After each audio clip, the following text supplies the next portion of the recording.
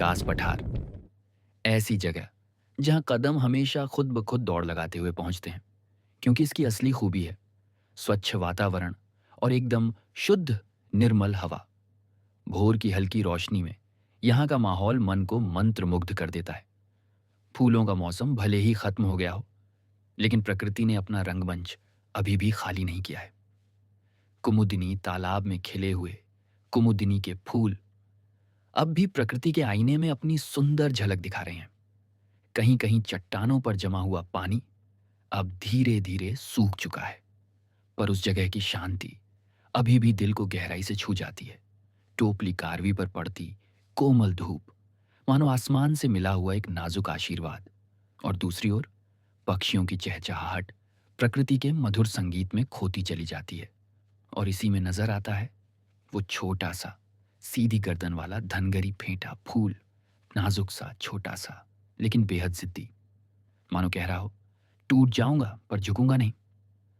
मौसम बदल गया, पर मिकी माउस फूलों का अंदाज आज भी उतना ही शान से खड़ा है, जैसे कह रहे हो हमें यहीं रहना है।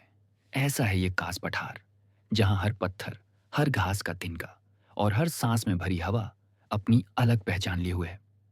हर दिन यहाँ प्रकृति का एक नया रूप, एक नई कहानी धीरे से कानों में फुसफुसाते हुए मिलती है। कास पठार जगह नहीं, ये एक अनुभव है, जहाँ कदमों की दौड़ थम जाती है और मन की यात्रा शुरू हो जाती है। कास पठार की सुबह हर बार नई, हर बार और भी सुंदर, और हर बार मन में वही शांत प्रश्न छोड़ जाती है। क्या यहाँ की सुंदरता कभी खत्म होती है? जैसे शांत होकर आसपास की दुनिया को देख रहा हो, लेकिन पूरे इस मैदान में एक ही सुगंध फैली है, शांति की। यह प्रकृति मानो हमें कह रही है सौंदर्य केवल दिखने में नहीं होता, बल्कि हर छोटे से अस्तित्व में बसती है जीवन की सांस। हवा की हल्की सरसराहट घास की पत्तियों को छूती है। पूरब के क्षितिज पर अब सूरज पूरी तरह उगाया है। आकाश सुनहरी हो गया है, बादलों के किनारे केसरिया रंग में रंग गए हैं। उस रोशनी में सब कुछ नया नया लगता है। मिट्टी की खुशबू, फूलों का मुस्कुराता रंग और मन में उतरती हुई एक शांत अनुभूति। ऐसे समय पर कुछ कहने की जरूरत नहीं रहती, क्योंकि प्रकृति खुद बोलती है, हवा की ताल में, पंछियों के स्वर में और सूरज की किरणों के कोमल स्पर्श। ये पठार मानो सुबह की शांति का सागर है, और उस सागर में मन खो जाता है।